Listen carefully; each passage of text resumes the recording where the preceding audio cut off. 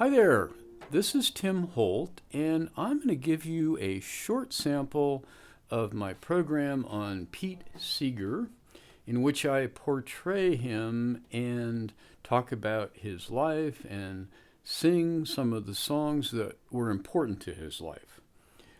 In this short sample, I'm going to focus on the roots music that he was so fond of. So here goes.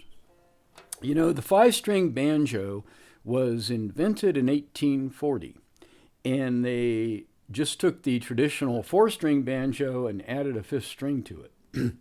And the story goes that the old-time fiddlers of the Appalachian region put down their fiddles and picked up this newfangled five-string banjo and started composing songs for it, for the old country dances they had in those days.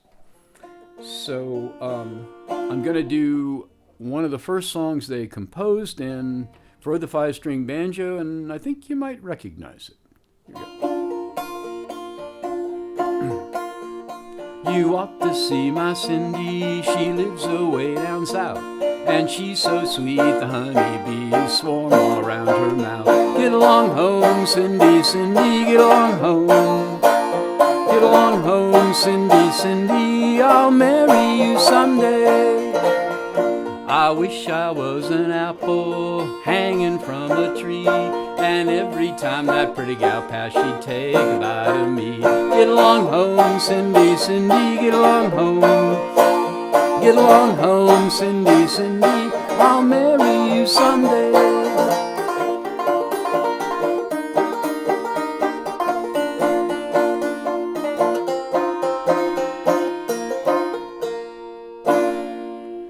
Both my parents were steeped in music.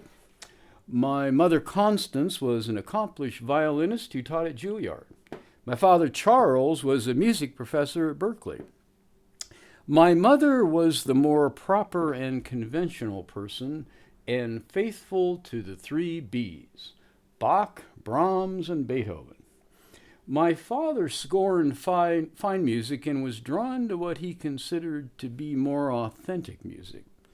During the Depression, he started collecting songs in the rural areas of Appalachia. When I was 17, I accompanied my father on a music gathering field trip to North Carolina. We drove through narrow valleys with so many turns in the road I became seasick. We passed wretched little cabins with half-naked children staring out the door. It was on this trip that I became aware of a side of my country I'd never known existed before. Our destination was the 9th annual Folk Song and Dance Festival in Asheville. Folks came there from all over, from places called Rattlesnake Knob and Greenbrier Creek, to hear the old-fashioned string bands play for the dance teams. It was here that I fell in love with the old-fashioned five-string banjo, as it rattled out a rhythm to one fascinating song after another. I love the rhythms, I love the melodies, time-tested by generations of singers, and I love the words.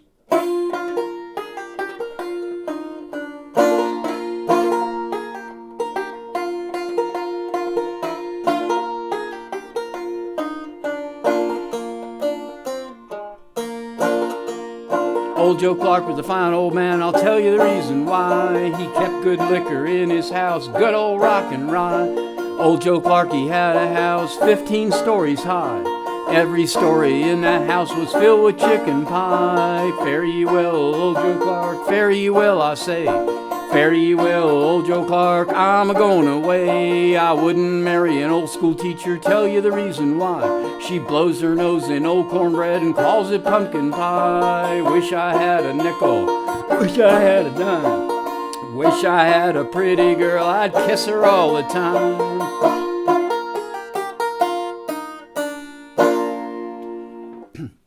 It was at this folk music festival that I learned there was some good music in my country I'd never heard played on the radio before. Compared to the popular songs I'd been listening to, these songs had all the vitality of human life in them. They sang of heroes, murderers, outlaws, fools. When they sang a tragic song, it was the real thing, not just sentimental. And they weren't afraid of being scandalous rather than just giggly or cute. Above all, these songs seemed to me to be frank, straightforward, and honest.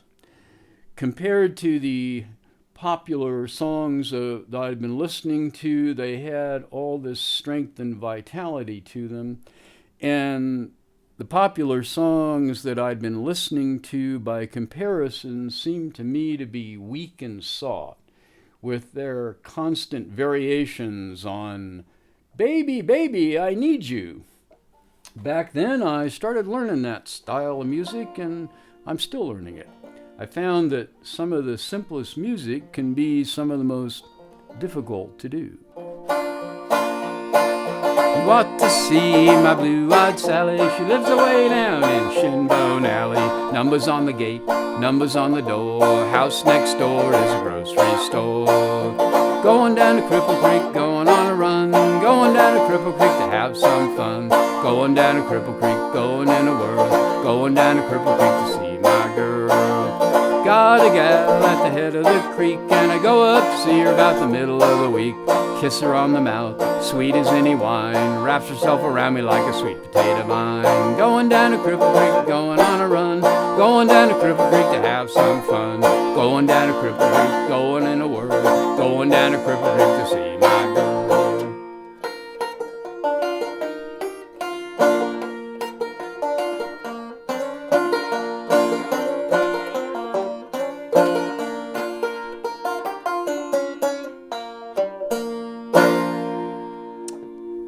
You know, I had traveled some around the country back in those days with Woody Guthrie, but I also traveled some of my own back then to continue my real education and see the people of the United States, the real people. I had heard about a musical family in Alabama, and I found out where they lived, and I went and knocked on their door. An old fella came to the door and looked me up and down, saw the banjo strapped to my back, and said, "Hey, Bill, somebody here to see you." So his son Bill came to the door, and he looked me up and down, saw the banjo strapped to my back, and no further words of introduction were needed. He just said, "Well, let's rattle off a tune together." And down came the instruments off the walls and out of the dresser drawers, and I'll tell you, you can have your Radio City Music Hall, your Hotel Savoy, and your tuxedos. But some of the best music I ever heard came out of that little shack in Townley, Alabama. We spent all the rest of that day playing, and next day made the rounds of the neighbors, swapping songs and getting me acquainted. Give me that old-time religion, give me that old-time religion, give me that old-time religion, it's good enough for me. It was good for Paul and Silas, it was good for Paul and Silas, it was good for Paul and Silas, and it's good enough for me. Give me that old-time religion, give me that old-time religion, give me that old-time religion, it's good enough for me.